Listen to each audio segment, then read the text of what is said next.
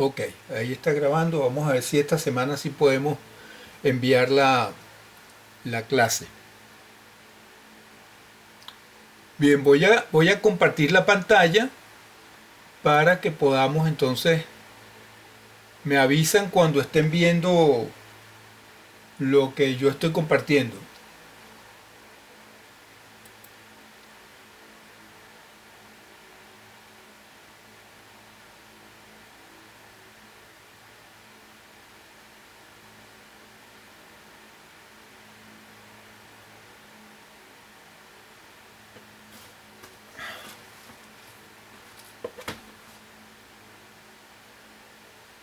4 4 5 5 0 2 Ya se ve, profe. 8 7 7.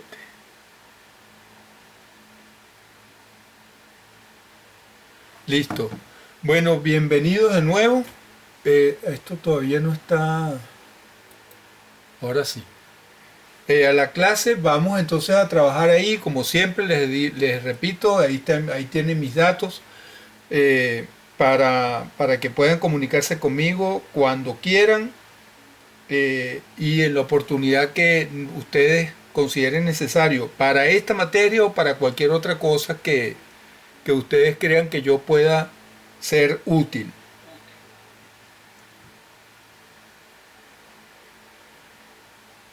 Por otro lado, hay algunos, ¿cómo se llama? Algunas personas, bueno, que han necesitado en el futuro, les pueden necesitar para validación, también pueden llamarme cuando ustedes quieran. Ahí tienen mis datos, mi correo, mi teléfono, todo lo que ustedes necesitan para poderse, ¿cómo se llama? Conectar conmigo, preguntarme o lo que ustedes necesiten. Hoy, como siempre, bueno, les traigo la máxima o la reflexión, no tanto la máxima, la reflexión que siempre les hago y que tiene que ver un poco con la misma materia que vamos a ver ese día en la clase, ¿no? En el fondo, la teoría de probabilidades es solo sentido común expresado con números. Esto lo dice Pierre Laplace. Básicamente lo que importa en este asunto de las probabilidades y sobre todo aquí donde quiero hacer muchísimo énfasis es que no crean que todo es número ni que únicamente los números es lo que vale. Hay un tema fundamental en la conducción de una investigación que es la mente que tiene que tener, que está detrás de la investigación. O sea, la lógica y el sentido común es lo que debe privar al momento de comenzar el proceso de toma de decisiones en el marco de una investigación. Y eso es fundamental. La clase que corresponde para hoy es la relacionada con el tema de la población y la selección de la muestra. Un poco por eso fue que elegí la máxima que les presenté relacionada con los asuntos estadísticos, porque justamente en este proceso de elección de muestra y determinación, ahí entra mucho tema estadístico, mucho tema matemático, y entonces a veces eso agobia a los estudiantes o a las personas que van a hacer trabajo de investigación. Les insisto que la investigación no es matemática, la investigación no es estadística, la investigación no es una encuesta. La investigación es un proceso mucho más complejo. Ay, se cayó no sé si me siguen oyendo.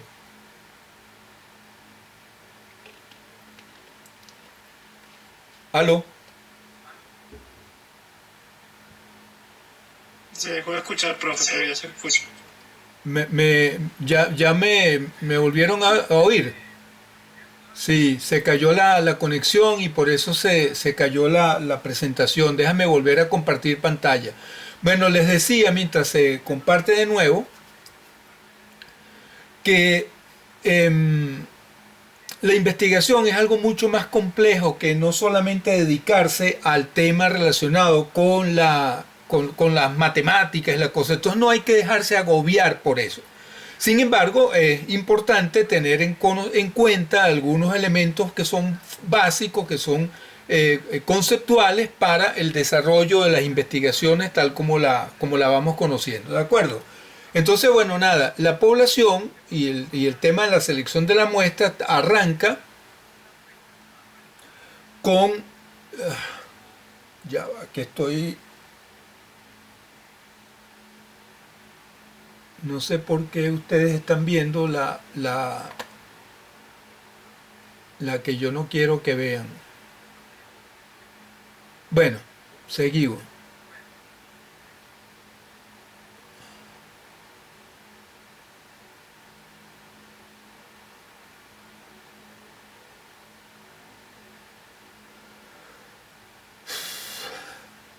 No termina de cambiar esto, no sé por qué no cambia la... Ahora sí. Ok, la población arranca considerando lo que se llama el universo. El universo es el conjunto infinito de unidades observadas cuyas características esenciales lo homologan como conjunto. Es decir, el universo es prácticamente los elementos observables a los que eventualmente una investigación pudiera dedicarse. La población es un segmento o un pedazo o un grupo reducido, más pequeño de ese universo, que reúne, tal como el universo, unidades que pertenecen a una misma clase y que poseen algunas características que son similares, pero con diferencia. La diferencia entre la población y el universo es que se refiere a un conjunto limitado que tiene que ver con el ámbito del estudio. Es decir, una cosa es, por ejemplo, los estudiantes de Venezuela y la población, que los estudiantes de Venezuela podrían ser, o los estudiantes universitarios de Venezuela, son efectivamente todos los estudiantes que estudian en todas las universidades de Venezuela. Pero yo quiero hacer un estudio sobre los estudiantes de la Universidad Católica. Entonces, en mi caso, el universo serían los estudiantes universitarios y la población serían los estudiantes de la Universidad Católica. Y entonces finalmente dentro de esa población yo tengo un grupo de personas que son efectivamente iguales a todos los que corresponden al universo, porque son todos estudiantes, son todos universitarios, son todos de Venezuela, pero son solamente los de la Universidad Católica. Entonces esa es la diferencia fundamental que hay entre una población y el universo, que uno limita el tamaño del grupo que uno va a estudiar en atención al interés que tenga el propio estudio que se va a desarrollar. Ahora bien, dentro de la población, que es el conjunto total de individuos, objetos o elementos que se van a estudiar y que tienen características comunes que son observables, existe un conjunto aún más pequeño que es el que vamos a conocer como muestra.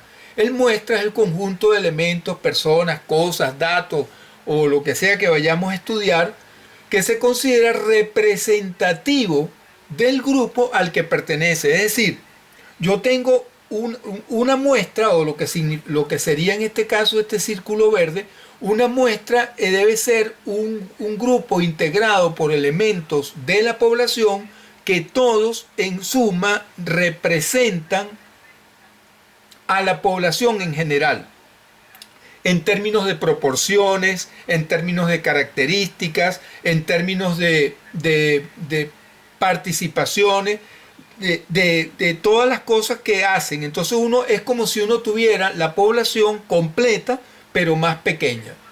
Se toman para estudiar o para determinar las características o el comportamiento del grupo general. Es decir, con ese grupo pequeño yo puedo analizarlo y es como si estuviera analizando a toda la población completa. Esa es la idea, ¿no? Entonces, una muestra tiene que ser tomada de alguna forma que permita garantizar que efectivamente todos los elementos de la población están presentes dentro de la muestra, de alguna forma que permita garantizar que efectivamente esa que está allí es una representación, y por eso se habla de muestra representativa de toda la población. Y siendo una muestra representativa de la población, servirá para estudiar al universo al cual hacíamos referencia más temprano. ¿Alguna pregunta hasta ahora?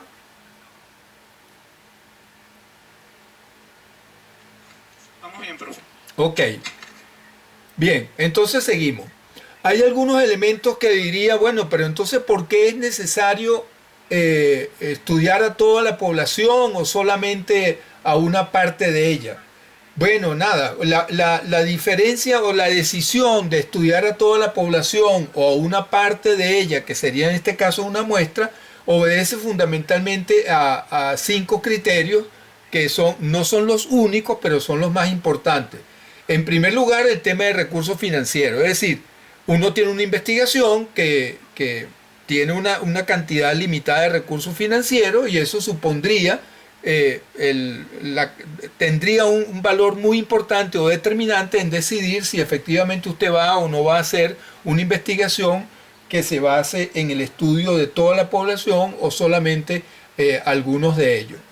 Por otro lado está el tema de recursos humanos, es decir, para poder estudiar una población sumamente grande, pues usted necesita más personas, más equipos, más personal para poder atender la investigación que requeriría el tamaño de una población grande.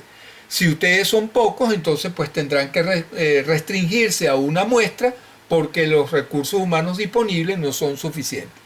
Además está el tiempo disponible para hacer la investigación. Hacer una investigación que involucre a toda la población, pues tomará un tiempo que será directamente proporcional con el tamaño de esa población. Y normalmente ese es un recurso que no está disponible en mucha cuantía para los efectos de las investigaciones de trabajos de grado o trabajos finales de concentración, que es lo que ustedes hacen ahora. Entonces usted tendrá que determinar, bueno, nada, de acuerdo con el tiempo que usted tenga disponible para hacer su trabajo de final de concentración, ver si hace la población completa o si por contrario prefiere dedicarle el esfuerzo a una muestra. Luego está el tiempo de la dispersión geográfica de la población, es decir, a veces la población no está concentrada en un solo lugar, sino que está concentrada en sitios geográficos sumamente distantes y entonces eso hace mucho más difícil poder tener acceso a la población en esas condiciones y entonces por eso es preferible en algunos casos pues entonces tomar muestras que garanticen la representación de toda la población y uno puede trabajar allí. Y luego está el tema logístico, de eso mucho deben saber ustedes, sobre todo los que se dedican a las áreas que tienen que ver con ¿cómo se llama esto? Con videos y con esas cosas, porque entonces está el tema logístico. Hay el tema de transporte, desplazamiento, la comida, alojamiento, equipos necesarios para poder manejar toda la data que supondría el manejo de una población sumamente numerosa. Entonces esas consideraciones habrían que tomarlas en cuenta para poder tener la decisión de avanzar en una población completa o en una muestra. Profe, Adelante, dígame. tengo una duda. El grupo de control que se toma dentro de la muestra, o sea, ese grupo de control que yo tomo como para poder estudiar cómo se va a comportar la muestra, ¿también entraría dentro de lo que compone universo, población y muestra? ¿O eso es solamente como un compendio general que yo utilizo para poder definir cómo se va a comportar mi muestra? No, el grupo de control es un grupo mucho más pequeño que está incluido dentro de la muestra. O sea, es un grupo que estaría dentro, habría que ponerlo, déjame ponerlo aquí, dentro de este punto verde habría que poner un punto verde más pequeño. Ah, a ustedes no les ha retrasado todavía la... Ahí está. Dentro de este punto verde habría que poner un punto más pequeño que entonces yo pondría grupo de control. Y ese grupo de control tiene que ser representativo de la muestra para que a su vez la muestra sea representativa de la población y la población pueda ser, ¿cómo se llama? Un elemento que me dé rasgos o que me dé ideas de cómo se comportaría el universo completo. ¿Sí me sigue? Sí, sí, gracias, profe. De acuerdo. Entonces, bueno, algunas razones adicionales que uno pudiera considerar para decidir si si utilizamos toda la población o utilizamos una muestra. La primera de ellas fundamentalmente es el tema del ahorro de tiempo. En el momento que estudiamos menos individuos, pues es evidente que vamos a emplear menos tiempo en el desarrollo de la investigación. Entonces es fundamental eso. ¿Por qué? Bueno, porque cuando usted va a hacer trabajos de grado, pues entonces esos trabajos de grado, ustedes están viendo bien la presentación, ¿verdad? ¿Sí? ¿Aló? Sí, profe, este bueno se está viendo. Bueno, se estaba viendo, ya no. ¿Ya no? Ya no se ve. Se estaba viendo, pero ya no. ¿Ahí? Ahora sí. Ah, ok. Ajá. Bien, bueno, lo que pasa es que esta no es la pantalla que yo quisiera. Tengo dos pantallas aquí y no es la pantalla efectivamente que yo quisiera compartir y no sé cómo hacer para que se comparta la que es propiamente de la presentación. Pero bueno, ni modo. Bueno, nada, decía que al tener menos individuos que investigar o que analizar, pues evidentemente que me toma menos tiempo y yo puedo llegar al final de la investigación y a lograr las conclusiones en un tiempo más corto y por lo tanto pues es un elemento que hay que considerar, sobre todo cuando tenemos una fecha tope de entrega de resultados, como es el caso efectivamente de los trabajos finales de concentración, que tienen una fecha máxima para entrega final de los trabajos y por lo tanto usted tiene que concluir toda la investigación antes de ese plazo fundamental. Por otro lado, y como consecuencia del ahorro de tiempo, pues entonces también ahorramos costos, es decir, los costos de la investigación resulta mucho más reducido en la medida en que hacemos una investigación con un menor número de individuos. Porque digamos, o sea, los elementos más básicos, si usted va a hacer una encuesta, pues no es lo mismo reproducir 50 encuestas que reproducir 35.000 encuestas que serían todos los estudiantes universitarios de Venezuela. Entonces, no, mire, yo voy a tomar una muestra de 500 personas y tal, o de 500, y 500 son mucho menos que 35.000. ¿Ok? Bien.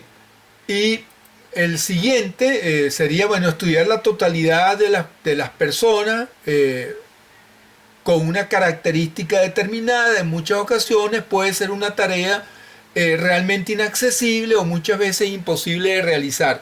Hay oportunidades en las que efectivamente se hace muy difícil poder tener contacto con todas las personas que tienen una determinada característica, que es la que nosotros estamos tratando ¿cómo se llama?, de investigar. Por ejemplo, si ustedes quisieran en un momento determinado hacer una investigación sobre cómo afecta la pandemia, el coronavirus, hay alguno que escribió sobre eso, ¿no?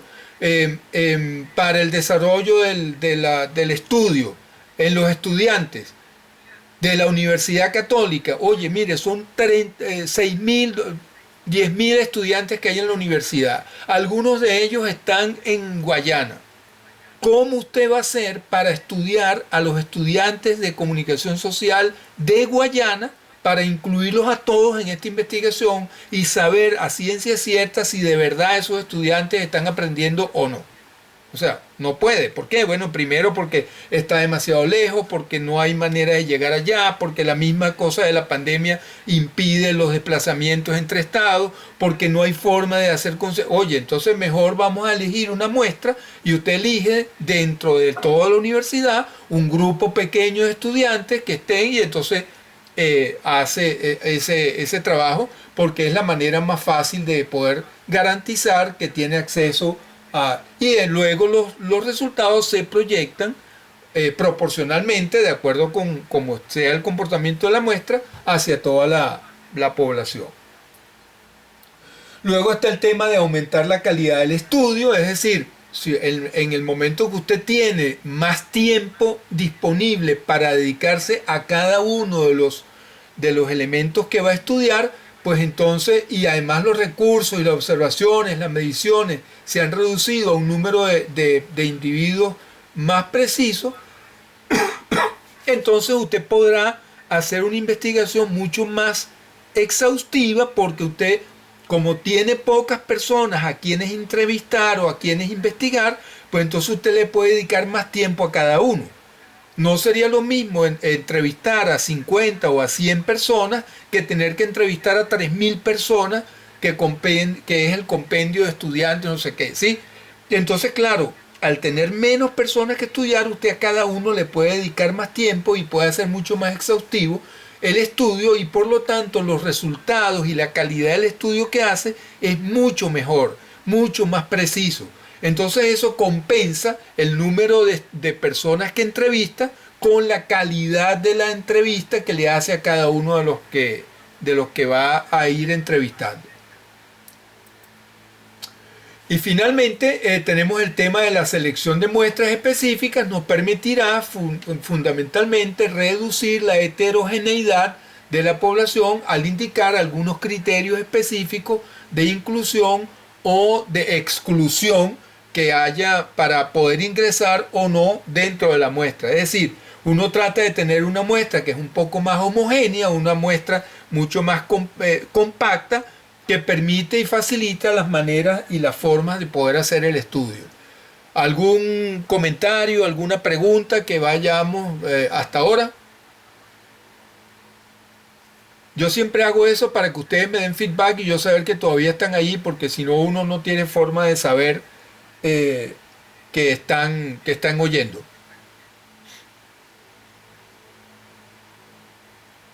¿Aló? Sí, profe, vamos bien. Ok.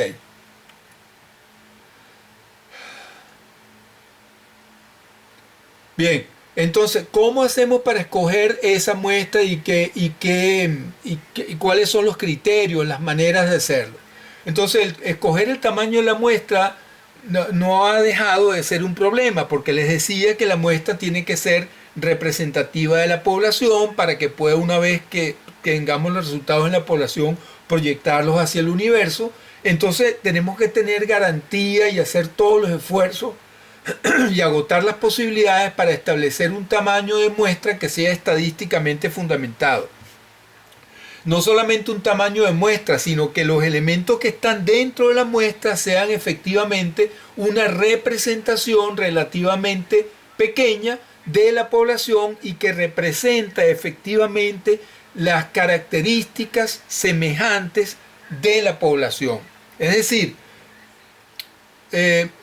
si yo tengo la población de estudiantes de comunicación social, entonces yo quiero elegir una muestra de estudiantes de comunicación social, esa muestra tiene que tener la misma forma y la misma conformación que lo que tendría todos los estudiantes de comunicación social de la universidad en su conjunto, en términos de proporción, en términos de cantidades, en términos de calidad, de edades, por ejemplo. Todas esas cosas yo tendría que mantenerlas presentes dentro de la muestra que yo haya. Tiene que haber una proporción de varones que sea igual a la proporción de varones que hay en la población. Tiene que haber una proporción de hembras de la misma manera. Tienen que tener el promedio de edades de varones, tiene que ser igual al promedio de edades de varones de la población. El promedio de edades de las hembras tienen que ser los tipos. Yo podría incluso incorporar en esa muestra las tipologías no sé, los colores de piel, los colores de ojo, los que tienen, por los sitios en donde viven, por los estratos sociales a los que pertenecen, de forma tal de que yo pueda garantizar que la muestra que yo elija para hacer un estudio de los estudiantes de comunicación social sea efectivamente como si estuviera haciendo el estudio en la población. ¿De acuerdo? Ok. Entonces, para poder hacer el muestreo de forma que sea más adecuado, hay varias formas de hacerlo, ¿no? Hay varios tipos de muestreo. El primero de ellos es el muestreo probabilístico, que es un proceso en el que se conoce la probabilidad que tiene cada elemento de poder integrar la muestra. Es decir, cada individuo de la población tiene una probabilidad de poder pertenecer a la muestra que yo voy a elegir. Y ese muestreo probabilístico se clasifica en 4, que es el azar simple, el muestreo probabilístico estratificado, el muestreo por conglomerado y el muestreo sistemático. El muestreo aleatorio simple es el tipo de muestreo en el que forman parte de este tipo todos aquellos métodos para los que se puede calcular la probabilidad de extracción de cualquiera de las muestras posibles. Es un conjunto de técnicas de muestreo que es el más aconsejable, aunque en ocasiones no es posible optar por él. Es decir, es como cuando se dice que usted tiene en una pelota de bingo, hay 35, no sé cuántas, 100 peloticas allí, 100 números, y cada uno de esos números tiene la probabilidad de ser sacado de allí y ser elegido como uno de los números que van a ser sorteados. O sea, usted mete la mano y cualquiera de las bolitas del bingo tiene la misma probabilidad de ser elegida para integrar la muestra. Entonces, si usted va a elegir 5 peloticas que van a ser las ganadoras de la línea de bingo, cada una de las 100 pelotas tiene la misma probabilidad de ser elegida como una de las peloticas que formará parte de la línea de bingo. ¿Ok? Igualmente que todas las demás. Cada una tiene exactamente la misma probabilidad que todas las demás de ser elegida. Y entonces esa es una forma de hacer el primer tipo de muestreo. Otro tipo de muestreo es el que llamamos muestreo estratificado. Consiste en la división previa de la población de estudio en grupos o en clases que se supone que son homogéneos con respecto a alguna característica que sea general de la población. Cada uno de los estratos se le asignaría una cuota que determinaría el número de miembros del mismo que compondrían nuestra muestra. Entonces, dentro de cada estrato suele haber una técnica de muestreo sistemático. Es decir, digamos que yo quiero hacer un estudio de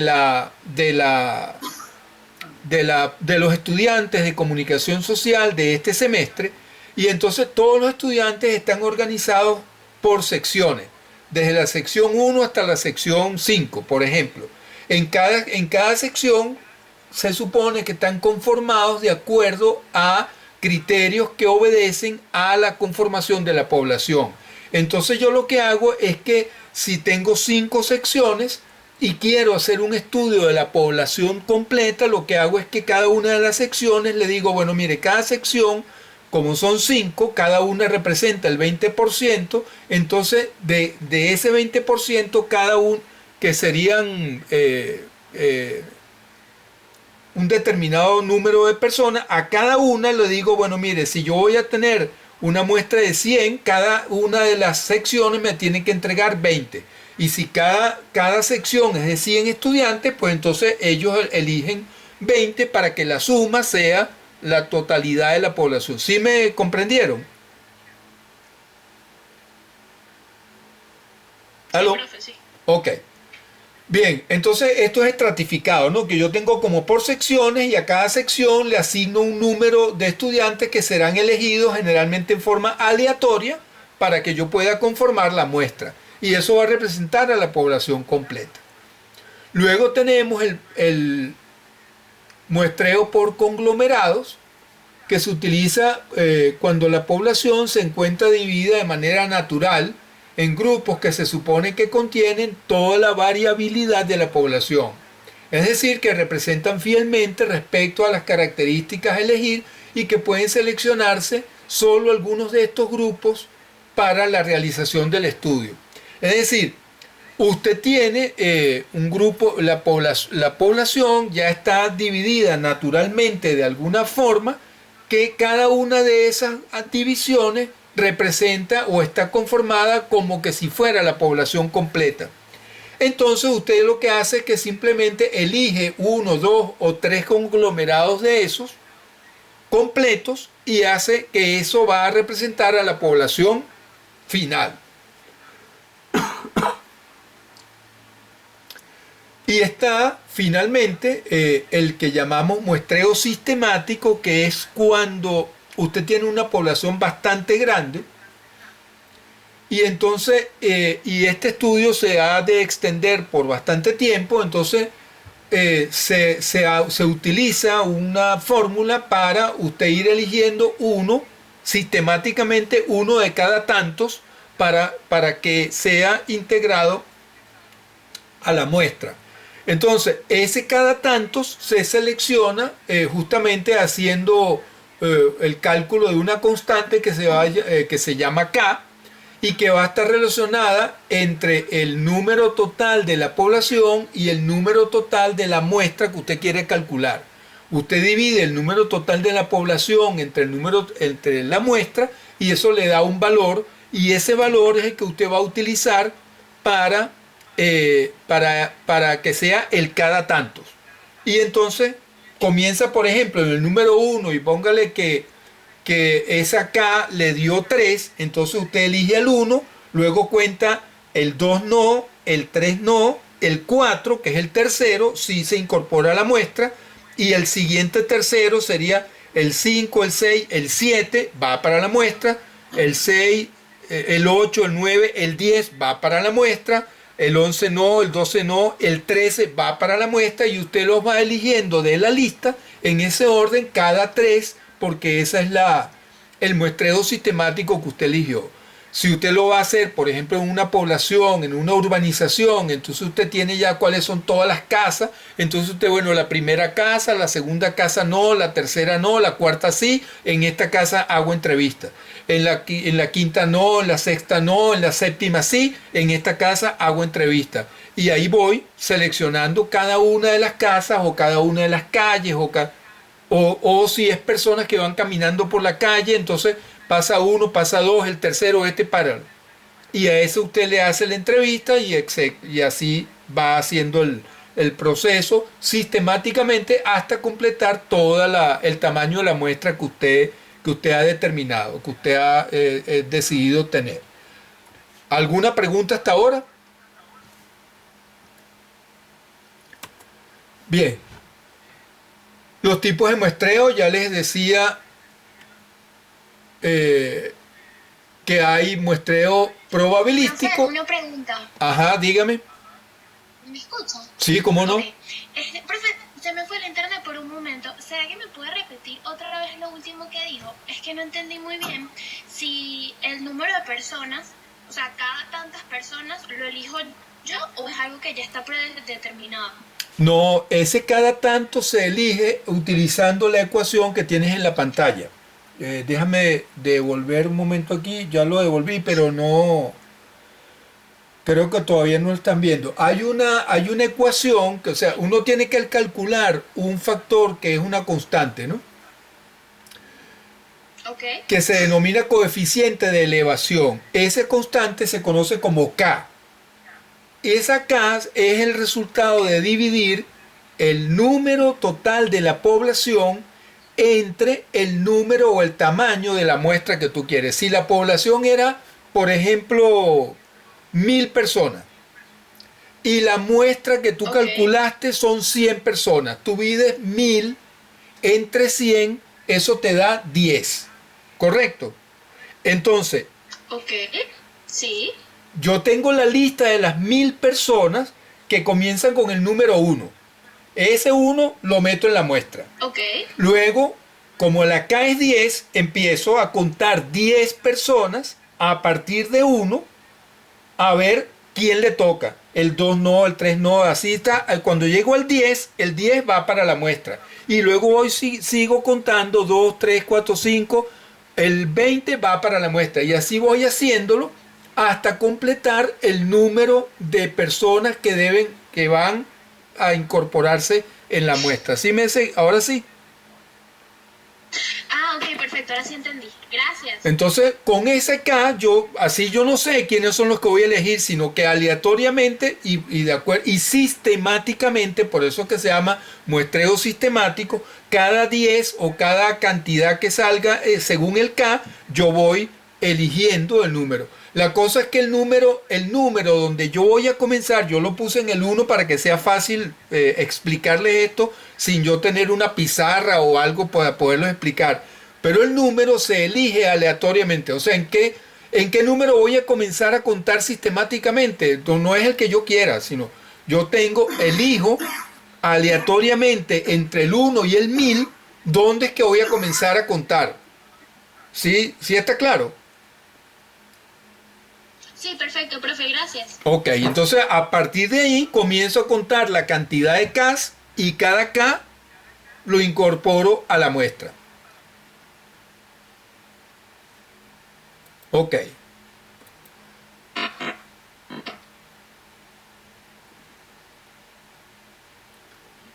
Tenemos otro modelo, otra forma de hacer las cosas, que es el muestreo no aleatorio o de juicio. Este en realidad es uno de los métodos más utilizados en las ciencias sociales, ¿no? Aunque también efectivamente, y como ya lo hemos comprobado, hay muchísima investigación cuantitativa que se basa en opiniones y en encuestas que se hagan, que en esos casos sería con trabajo estadístico y con muestras como la que hemos venido trabajando. Pero también existe el muestreo no aleatorio o de juicio, que permite elegir o incorporar a la muestra a personas que no en forma aleatoria, sino que a propósito yo elijo a alguien para que sea incorporado a la muestra. Entonces usted me diría, bueno, pero eso va a distorsionar el resultado de la investigación, porque yo estoy manipulando quiénes son los que van a estar incorporados en la muestra. Bueno, claro, no es que lo estoy manipulando, pero si yo, por ejemplo, en mi trabajo digo, mire, yo voy a hacer una investigación sobre, yo hice una investigación hace años para una de las maestrías que tenía que ver con el desarrollo de la industria naval. Entonces yo digo que mi muestra va a estar integrada por personas que son expertos en materia de industria naval, sea porque hayan trabajado en la industria naval o porque hayan tenido algún vínculo con el mar, y comienzo a describir antes quiénes son las personas o el perfil de las personas que eventualmente pudieran tener algún nivel de experiencia que efectivamente haga aportes valiosos, significativos a los objetivos de la investigación, que tengan comprobada relación con el espacio de investigación en el que estoy incorporado, que tengan experiencia, aporte, trabajo, todas esas cosas. Usted las describe en términos de perfil y entonces después lo que hace es buscar en la población personas que se ajusten a ese perfil y entonces a esas personas usted específicamente le hace la investigación o le hace la entrevista o lo que usted quiera utilizar como instrumento para recolectar los datos que necesita. Entonces algunas veces una muestra de juicio se usa como guía o como muestra tentativa para decidir cómo tomar una muestra aleatoria más adelante. Es decir, usted puede iniciar con una muestra de juicio o una muestra no aleatoria y esas características luego las transponde a una muestra más grande para hacer un estudio cuantitativo más numeroso. ¿Pregunta? ¿Aclaratoria? Ok, aquí un poco esto es recordando lo del muestreo aleatorio, del que ya conversamos al principio. Se incorpora al azar como recurso del proceso de selección y cumple con las condiciones de los elementos que ya hemos visto, que ya vimos en la primera parte, ¿no? Los tipos de muestreo no probabilístico del que estamos hablando es una técnica de muestreo donde se recogen en un proceso que no brinda a todos los individuos de la población iguales oportunidades para ser seleccionados.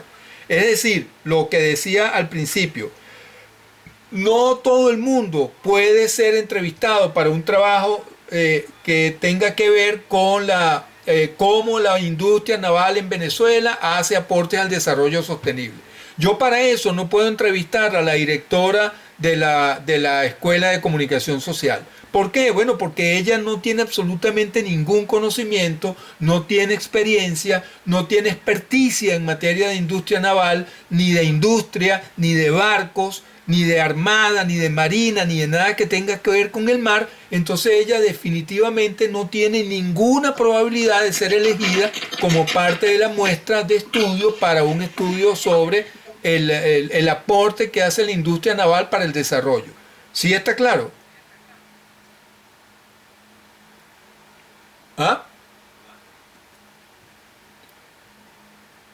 Estas muestras de no probabilísticas también son llamadas dirigidas, muestras dirigidas o muestras intencionales, y la elección de los elementos no depende de la probabilidad que tenga cada uno de ser incorporado, sino que depende más bien de los mecanismos informales y de las características específicas que uno busca en la persona que quiere uno que sea integrante de la muestra. Este muestreo no probabilístico, igual que el probabilístico, se divide en varios tipos. El primero de ellos es el muestreo intencional u opinático. También tenemos lo que se llama muestreo sin norma o accidental, voluntarios, de sujeto tipo o simplemente por cuotas. El muestreo intencional u opinático es un procedimiento que el investigador selecciona la muestra e intenta que sea representativa, y por lo tanto la representatividad depende de su intención u opinión. Queda claro que la evaluación de la representatividad es subjetiva. Evidentemente, pues, esto es un proceso que debe absorberse de esta forma. Un tipo particular de muestreo intencional es el que llamamos o que vamos a ver más adelante, que se llama muestreo por cuotas. Entonces, en este muestreo intencional u opinático, usted elige las personas de acuerdo con la opinión o intencionadamente, porque tienen algunas características particulares que a usted le interesa que estén presentes en la muestra para que hagan aportes valiosos para poder lograr los objetivos de la investigación. ¿Alguna pregunta?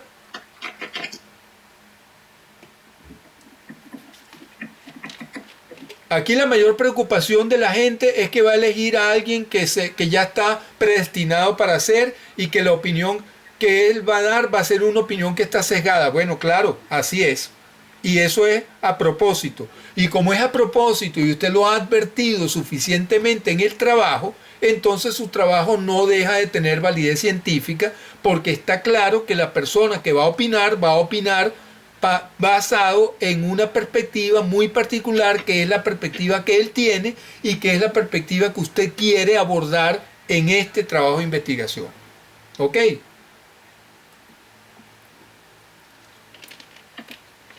Bien.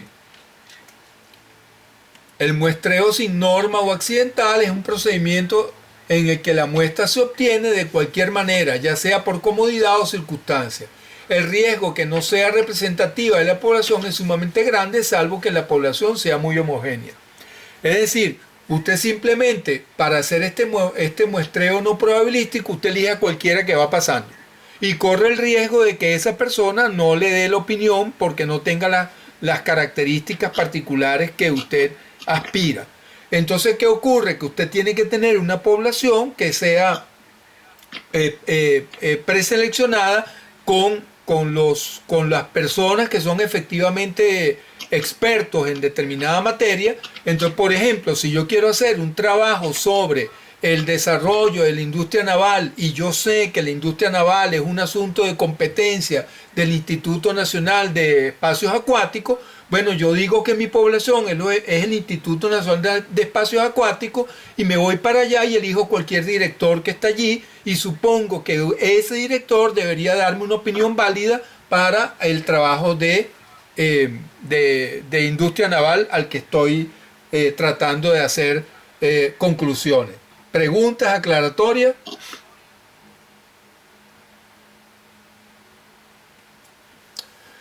Ok, otra muestra otra forma de tomar las muestras de forma no probabilística es cuando se trata de muestras de sujetos voluntarios. Es decir, son muestras fortuitas que por diversas razones accede el investigador, pese a que esto clasifica algunas variables para tratar en la medida de lo posible que los sujetos sean homogéneos o con algunos criterios que tengan que ver como edad, sexo, inteligencia, etcétera, ¿no? Pero básicamente estas personas se presentan voluntariamente para ofrecer su opinión en relación con el hecho que se investiga. Es como cuando usted pusiera un aviso, mire, se está haciendo una investigación sobre tal cosa, los que quieran opinar sobre eso, que vengan. Y entonces esas personas que tienen determinadas características que les permiten pertenecer a la población, entonces usted lo elige porque él se presentó a emitir su opinión en relación con el asunto de que se trata la investigación. ¿Preguntas hasta ahora? Profe, una duda. Ajá. ¿Cómo sabemos nosotros cuál es el mejor tipo de muestreo para poder determinar el comportamiento de la población? El tipo de muestreo usted lo va a elegir en función y más o menos de la misma manera como va eligiendo qué tipo de muestra va a ser. Es decir, usted elige según el diseño de investigación que usted haya hecho. ¿Cómo es que usted va a hacer la investigación? Si yo voy a hacer una investigación en la que eventualmente va a haber necesito un experto muy específico o una experticia muy particular o unas características muy específicas de personas que tienen un determinado conocimiento, entonces yo prefiero trabajar con muestras que sean aleatorias y que sean no aleatorias y que sean intencionadas, porque yo puedo perfilar a la persona específicamente que yo quiero. Ahora, si mi trabajo es simplemente yo quiero saber cómo incide o cuánto aceptan las personas las propagandas, no, ¿cómo es que dicen ustedes? La publicidad que se expone en YouTube. Ah, bueno, nada, eso es a cualquiera, porque cualquiera ve YouTube, y cualquier persona tiene una característica, me permite emitir una opinión y es usuario. Entonces, bueno, nada, cualquiera que sea usuario de YouTube puede ser sujeto de la población y por lo tanto puede ser susceptible de que yo lo elija para incorporarlo en la muestra. Entonces usted lo pone. Eso depende del diseño y de la intencionalidad y de los objetivos de la propia investigación. La misma investigación es la que va diciendo cómo es que usted debe conformar la muestra o cuál es el tipo de muestreo más adecuado para la población o para la investigación que usted va a hacer. La misma naturaleza o el flujo de la investigación te va diciendo cuál es el tipo de investigación, de muestra más adecuado y cuál es la metodología más acertada para conformar esa muestra. ¿Ok? Sí, profe, gracias. Chévere. Y luego tenemos la muestra por cuotas, que simplemente se establecen cuotas, qué sé yo, por ejemplo, voy a entrevistar a 100 personas, entonces yo digo, bueno, mire, tiene que haber 25% de hombres mayores de 30 años, 25% de mujeres, 25% de menores, que yo establezco cuotas por edades o establezco cuotas por vamos a suponer que yo quisiera conocer la opinión de los estudiantes de la Universidad Católica en relación con cómo ha sido el semestre que es a distancia. Entonces, si yo quiero estudiar, si la muestra me resultó que son 100 estudiantes, yo no puedo elegir todos los 100 estudiantes de comunicación social. No, porque la universidad tiene estudiantes en comunicación social, tiene estudiantes en derecho, tiene estudiantes en ingeniería, tiene estudiantes en humanidades. Ah, ok. ¿Y de qué tamaño es cada una? Bueno, mira, ingeniería es el 20% de los estudiantes de la universidad. Entonces, los que conforman la muestra tiene que haber 20% de estudiantes de ingeniería. Y las estudiantes de derecho son el 50%. Ah, bueno, entonces de la muestra, 50% tendrán que ser estudiantes de derecho. Los de comunicación social son el 30%. Bueno, 30% tendrán que ser estudiantes de comunicación social. Y entonces ahí completa el 100%, que tendrán que tener 20% de ingeniería, 30% de comunicación social y 50% de derecho. Ah, mira, pero un momentico, dentro de comunicación social, dentro de esa, ¿cómo se llama? Dentro de esa escuela, el 95% son muchachas, hembras, y 5% son varones. Ah, bueno, la muestra que yo elija de comunicación social tiene que tener 95% de hembras y 5% de varones para que sea una representación proporcional de la propia población de comunicación social que se incorpore a la muestra de la universidad. ¿Quedó claro?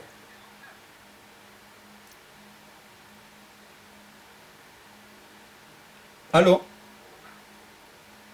Sí, profe. Ok, seguimos. Bien. Esa es la manera como yo hago el muestreo y los tipos de muestreos que hay. Ahora, ¿de qué tamaño son las muestras? O sea, ¿cuánta gente debo yo incorporar en una determinada muestra? Para eso, y aquí tiene muchísimo valor lo que ya ustedes deben haber estudiado en estadística, así que no voy a hacer demasiadas consideraciones en algunos elementos conceptuales de la estadística porque se supone que ya ustedes lo tienen. Pero nada, usted tiene una muestra que se considera infinita, es una población que se considera infinita, es una población que sea más de 100.000. Los que sean menores de 100.000, entonces se considera que son poblaciones finitas. Menores de 100.000 son finitas. Mayores de 100.000 son infinitas. Entonces, el nivel de confianza puede variar entre el 99% y el 95% de confianza de la muestra. El error de muestreo es de entre el 1% y el 5%, más o menos, arriba y abajo. Error de muestreo significa que, porque es posible, ¿qué significa esto? Bueno, es posible que termine yo incorporando a la muestra a una persona que no tenía que haber sido seleccionada para esa muestra. O sea, eso es posible que suceda, que yo termine incorporando esta muestra a alguien que no le correspondía. Eso, cada vez que yo lo cometa, induce un error en el estudio de la población. Ese error, que es lo que se llama error de muestreo, puede estar entre el 1 y el 5%.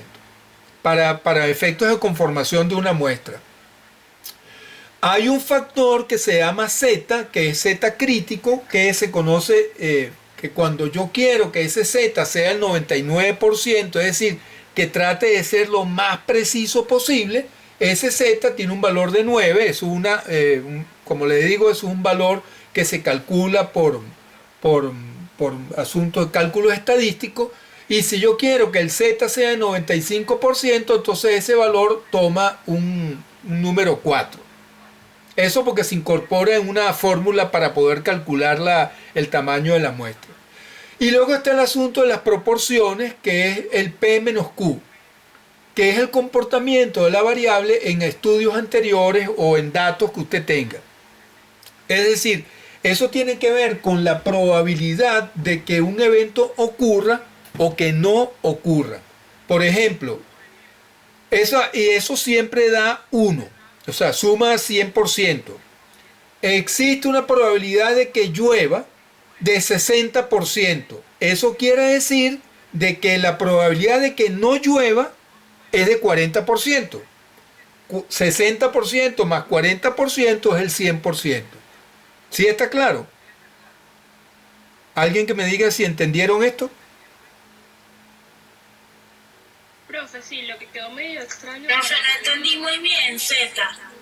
Z es un valor que tiene un número que está ya predefinido. Si yo quiero Z 99%, el valor de Z es 9. Y si quiero un Z de 95%, el valor de Z es 4. Y ese número lo van a meter en una fórmula en donde diga Z, según sea el 99 o el 95% que ustedes quieran. ¿De acuerdo? De confianza. Si la confianza es 99%, el Z es 9. Si la confianza es 95%, entonces el valor de Z es 4. Y eso es constante, y ese número Z se calcula con un procedimiento estadístico largo que yo no se los voy a explicar, y porque tuvieron que haberlo estudiado en estadística, y que a la final no tiene no tiene ningún sentido que yo gaste tiempo aquí estudiando estadística cuando lo que realmente nos interesa es el número 9 o el número 4 como valor de Z y más nada. Ok, ¿alguien más tenía otra cosa que era lo que no había entendido, lo del P y Q?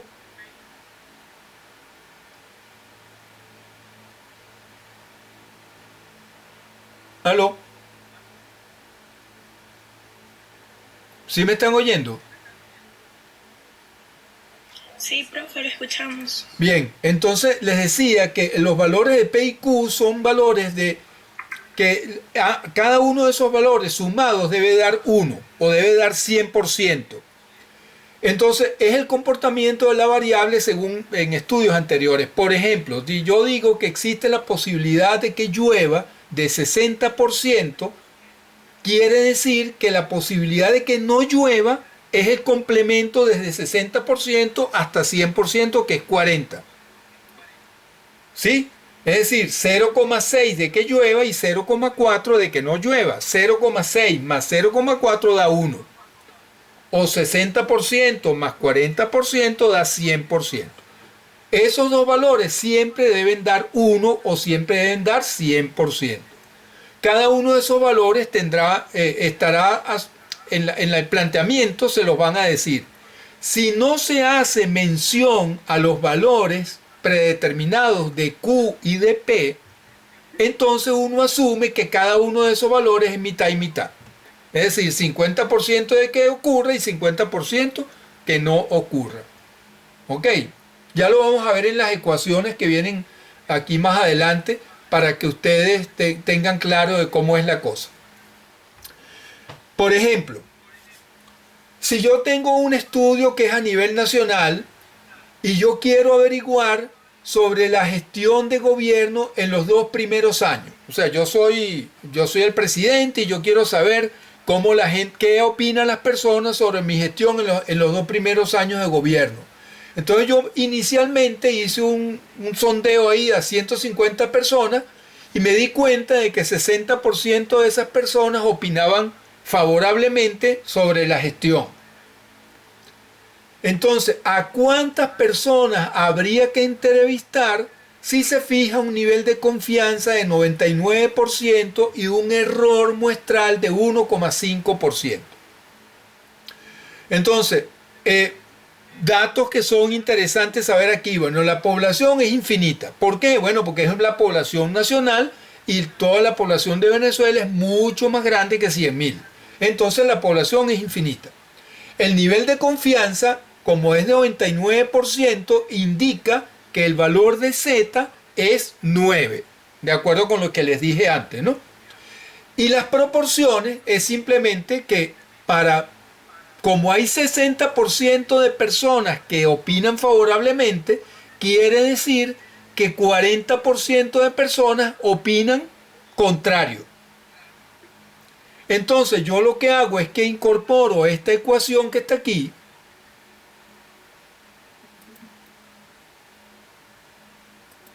Esta ecuación que está aquí, que es n, que es el número de la muestra, multiplico z, que es este 9 que está aquí, lo multiplico por el valor de P y de Q, que son 0,6 y 0,4, y lo divido entre el error muestral elevado al cuadrado. Entonces aquí tengo 9 por 40 por 60, te da 21.600. Y lo divido entre 2,25, que es 1,5 elevado al cuadrado, y eso me da que yo debería hacer una encuesta a 9.600 personas para tener una idea general de cuál es la opinión de toda Venezuela sobre la gestión de gobierno de este presidente que está haciendo esta investigación. 9.600. Y alguien me dirá, oye, pero de 30 millones de personas con 9.600 es suficiente. Pues bueno, exactamente, eso es lo que es la estadística. Usted considera la opinión de 9.600 personas y debería ser suficiente para elegir a quiénes son, o sea, para saber cuál es el sentido, el pensamiento. Ahora, ¿quiénes son estas personas que yo voy a meter en estos 9.600? Eso lo tengo que elegir de acuerdo con los procedimientos que vimos antes. ¿Cómo va a ser la manera de que cada quien ingrese en este número de electores del que estoy hablando aquí? ¿Va a ser aleatorio o va a ser no aleatorio? Lo voy a hacer en forma con los mecanismos que he dicho, por estratos, por tal. Entonces yo iré viendo cómo es que yo voy a hacer para conformar esa muestra de 9.600 personas, que va a ser la que va a dar la razón o que va a dar su opinión de cómo es que se está comportando el gobierno hasta en estos 2 primeros años. ¿Quedó claro?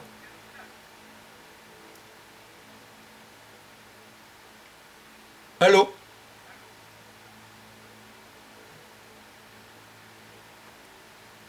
Sí, profe. Ok, fíjense bien. Estos son 9.600 porque tengo un factor crítico, un factor de confianza de 99%. Y que implica que yo tengo que usar a este 99%, le doy un valor a Z de 9. Ahora, vean lo que sucede cuando yo rebajo el nivel de confianza de 99 a 95%, manteniendo el error muestral de 1,5 y los demás datos iguales. Cuando el nivel de confianza baja de 90 a 95%, entonces el factor crítico es 4, manteniendo la misma proporción de gente que opina a favor y en contra. Entonces fíjense la cantidad de personas que yo tengo que entrevistar. 4.200, que viene siendo casi la mitad, menos de la mitad de los que habría entrevistado si tuviera 99% de confianza. Y eso tiene un valor importantísimo en términos de cuánto. Si yo voy a hacer encuestas, no es lo mismo imprimir 9.600 encuestas que imprimir 4.200. En términos de dinero, de cuánto me cuesta hacer eso. No es lo mismo el número de encuestadores para entrevistar a 9.600 personas que el número de encuestadores para entrevistar a 4.200 personas. No es lo mismo el tiempo que yo me tardo en entrevistar a 9.600 que para entrevistar a 4.200. Entonces esas cosas son las que determinan cuál es el nivel de confianza que yo tengo que asignarle a una determinada investigación, el dinero, el personal, o sea, todas esas cosas en conjunto yo las voy utilizando para poder desarrollar el tamaño de mi encuesta y cómo es que yo la voy a hacer. Me van comprendiendo, ¿no? También hay otros asuntos que tienen que ver, por ejemplo, con el asunto cuando la población es infinita. A nivel nacional yo quiero averiguar sobre la gestión de gobierno de los 2 primeros años, a cuántas personas tengo que entrevistar con un nivel de confianza 95%. Fíjense que aquí la diferencia entre este ejercicio que estamos haciendo aquí y este otro es que yo aquí había hecho como una antesala y había preguntado antes a 150 personas y ya yo tenía una idea de que el 60% estaban opinando de una manera determinada. Y si yo quería investigar al 95%, eso me dio 4.200 personas incorporadas en la muestra. 4.200. En cambio, si yo aquí no tengo esa información preliminar, perdón, como yo aquí no tengo esa información preliminar de quiénes son los que opinan a favor y quiénes son los que opinan en contra, yo simplemente utilizo esta fórmula, Z por P por Q entre E al cuadrado, y al final me da 4.400 electores. Es decir, yo tengo que entrevistar a más personas simplemente por no haber hecho el estudio preliminar que me dé una idea de cuáles son las tendencias. Como no tengo idea de las tendencias, entonces tengo que entrevistar a más personas para que el resultado esté más acercado a la realidad. ¿Quedó claro?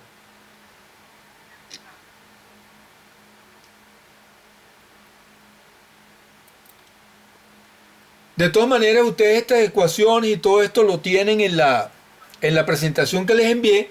Y si tienen alguna duda, ustedes me pueden llamar y me preguntan, pero la verdad es que probablemente no tengan que utilizar todo este montón de ecuaciones de estadísticas para poder determinar el número de su muestra, porque van a ser muestras mucho más pequeñas.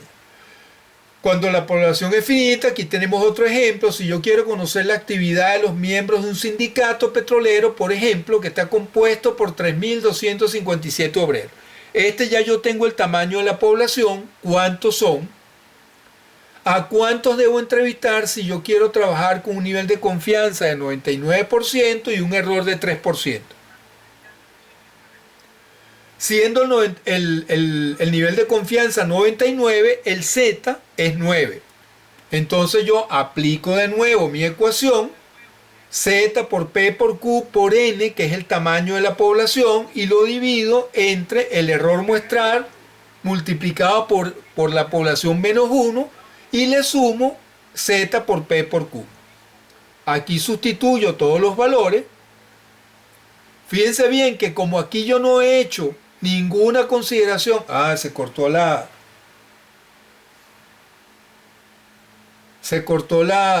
¿me están oyendo?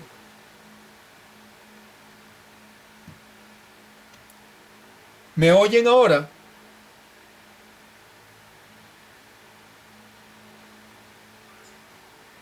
¿Ahora sí me oyen? Ahora sí me oyen. Ahora sí. Ok, que se volvió a cortar la internet. Voy de nuevo con compartir la pantalla.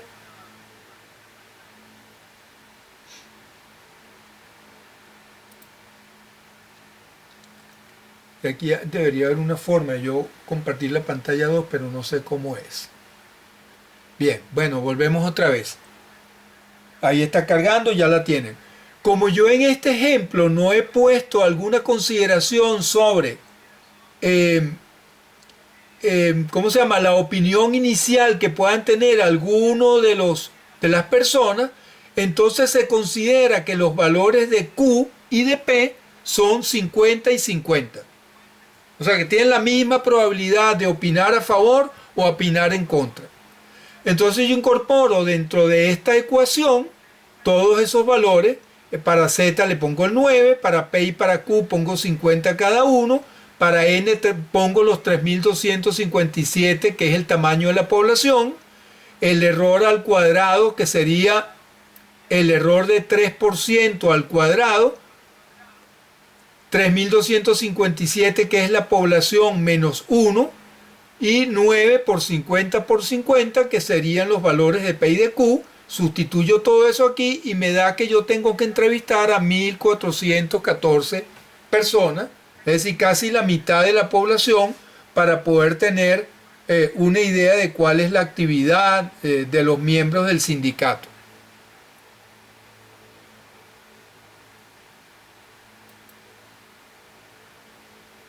Aquí es más o menos la misma cantidad, o sea, los mismos datos, pero yo cambio aquí en el tema. Fíjense que, por ejemplo, le bajamos el 95% al nivel de confianza y establezco un error de hasta 5%. Pero además incorporé que había entrevistado inicialmente a 80 personas y 50 de esas personas estuvieron de acuerdo con el cambio que se está proponiendo. Entonces aquí tenemos unos datos que nos permiten entender.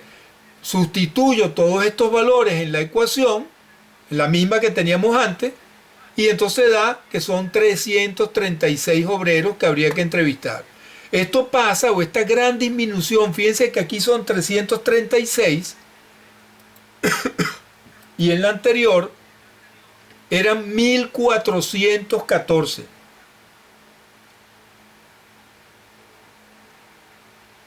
Eso obedece fundamentalmente a que hicimos una primera aproximación de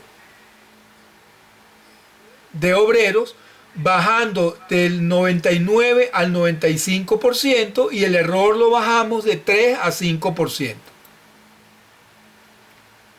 Se redujo muchísimo la cantidad de gente que había que entrevistar. Entonces uno maneja estas cosas según como vaya saliendo. ¿Me están oyendo? Sí, profe. Ok, no sé qué lámina es la que ustedes tienen ahora allí porque está como paralizado, creo. La última del ejemplo. Ok, que les decía el tamaño de la muestra y que eran 336 personas, ¿correcto? Ok, Esa misma. bien, ahora debería estar cambiando, ya estamos llegando al final de la clase, a las consideraciones finales sobre muestreo, ¿no? No todos los estudios en ciencias sociales, vale decir en comunicación social, suponen la obligación del uso de muestras. Es decir, usted no siempre va a tener que estar determinando ni poblaciones ni muestras, sino simplemente hace una referencia a cuál es el estudio, cuál es la naturaleza de su estudio, y entonces usted puede elegir o decidir que usted va a entrevistar a 10 o a 15 personas de acuerdo con un determinado perfil y usted los incorpora y listo. Y no pasa nada y no hay ningún problema. Porque la naturaleza propia de los estudios en ciencias sociales no obedece estrictamente al comportamiento estadístico y matemático de las muestras, sino que usted puede elegir unas muestras en formas no aleatorias y por lo tanto puede simplemente seleccionarlas en forma intencionada. ¿Ok?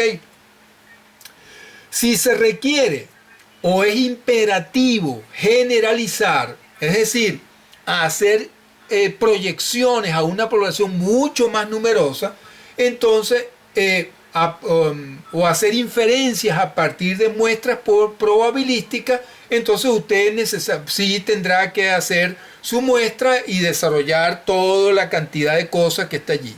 Pero regularmente esa no es la característica general de los estudios que se hacen en comunicación social. ¿Ok?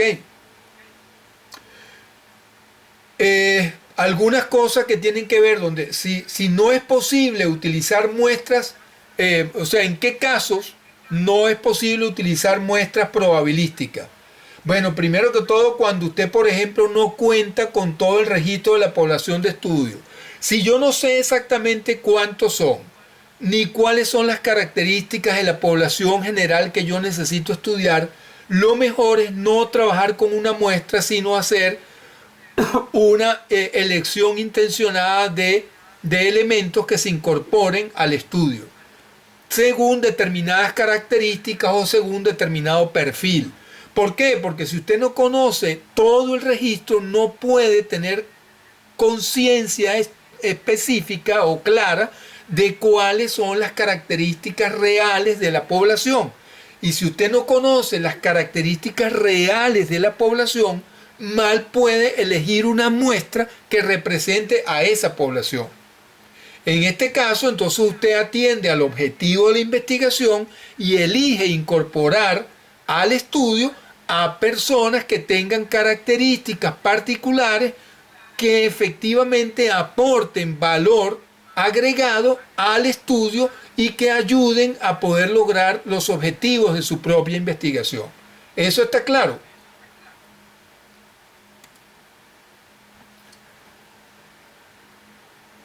Es posible además que usted tenga exactamente el registro de todas las personas que conforman la población y eso le da posibilidad de conocer con precisión las características de la población y por lo tanto usted debería ser capaz de establecer o determinar una muestra que sea efectivamente representativa de esa población. Pero resulta que esa población está dispersa geográficamente de una forma tal que para usted resulta muy difícil poder acceder a todos esos lugares para poder ir tomando en cada uno de ellos un elemento representativo para incorporarlo dentro de la muestra. Eso haría muy difícil conformar una muestra que fuera representativa de la población y por lo tanto sería mejor trabajar en función de un caso, o elegir en forma intencionada determinados elementos que puedan pertenecer a la muestra. ¿Quedó claro? Y finalmente, en el caso que usted tenga el registro y efectivamente lo puede localizar geográficamente, bueno, nada, lo puede hacer. Pero si no puede tener acceso a ella, por ejemplo, la situación que tenemos ahora, en la que está condicionado el desplazamiento de personas de un estado a otro estado o incluso de un municipio a otro municipio, eso le restringe las posibilidades de acceso. En esos casos es preferible no trabajar con muestras, sino con población intencionalmente seleccionada para ser incorporada al estudio que estamos desarrollando. Y bueno, con esto terminamos por hoy y el Coyote les pide por favor que lo ayuden a ver cómo hacen para elegir una forma que pueda ayudarlo a capturar al correcamino. Muchísimas gracias por su atención. ¿Alguna actividad, alguna pregunta, alguna